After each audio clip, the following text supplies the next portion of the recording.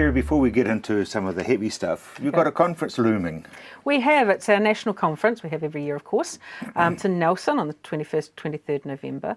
And it's when we bring all our members together and we do our AGM like you normally do. But we also have a range of great guest speakers, and we have our remits, which are issues that the members want to bring forward to discuss, issues affecting rural communities. Some of the things we'll be discussing this year are speed past schools, because every council does it differently. Some have reduced speed, some don't, and the levels they're reduced to are different. So we're wanting to discuss having a standardised speed past all schools throughout New Zealand so that the motorist knows what they're doing and it's safer for our children. So that's one of the key things we're talking about. We're also talking about encouraging the government to use health and well-being as the cornerstone of all policies. And that's a really interesting debate that's happening overseas, particularly in Europe. There are countries that are doing this, and it's about ensuring that the well-being of the people with whatever policies you put in place, whether it's health, education, transport, or anything. You're actually looking at how it's going to impact on the people. And quite often we see policies that come out and they haven't really thought about how it's going to work in practice and what the impact down the stream is going to be. So we want to try and talk about how we can do better with some of the policy that comes forward. So those are two of the key issues that we're going to be talking about. We also use our conference to do the awards presentation for the Enterprising Rural Woman of the Year Award. And that's been really great. We've had some fantastic entries this year, some of them local to Canterbury, so that's very exciting. It would be nice to think someone local could win that for us. So the judging's underway, it's almost completed, so at that conference we do present those awards, so it's always an exciting time to see what comes from it. Also at this conference we're celebrating 90 years of Rural Women New Zealand. Really?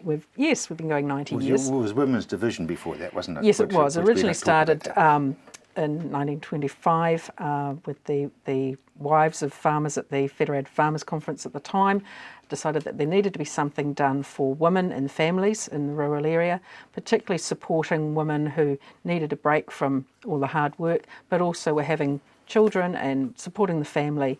And so they formed themselves into a group called, at that time, was Women's Division of Federal Farmers Union. It was Farmers Union, so yes, way it would back. Have been in those days. So and then, of course, that changed to Women's Division of Federated Farmers when that name changed. And then in 1999, we changed to Rural Women New Zealand to reflect our own identity. As you should have. Very much so. So we're using that conference to celebrate those 90 years and look at all the great achievements we've had over those years.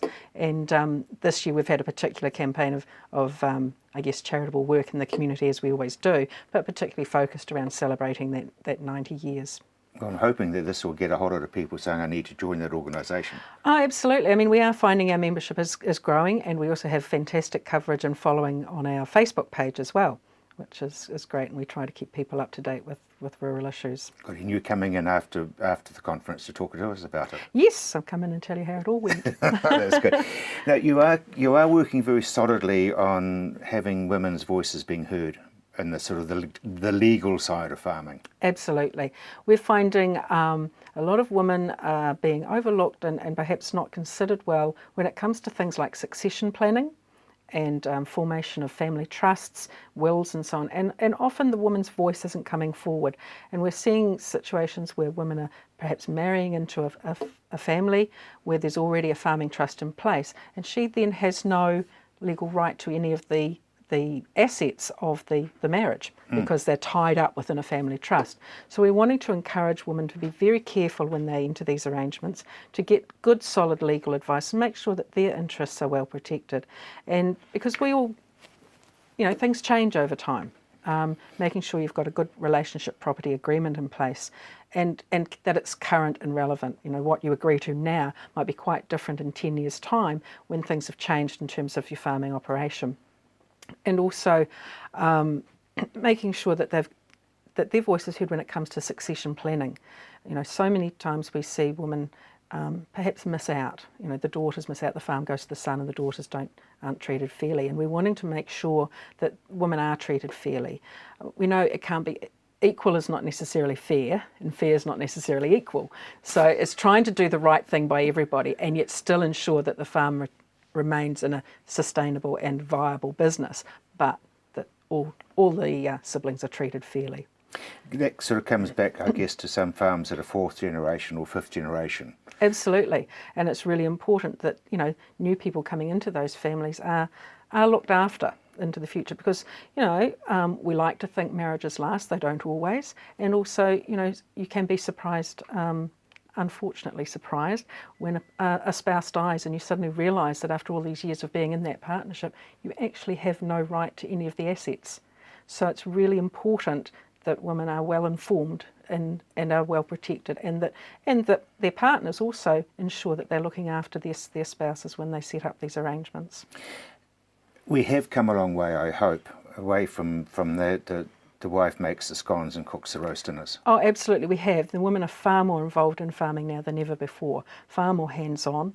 Many of them are actually the brains behind the business in terms of managing the finance, the administration, and there's a lot more to that now in terms of the legal compliances around health and safety, legal compliance on financial reporting, and the women are very much involved in that area.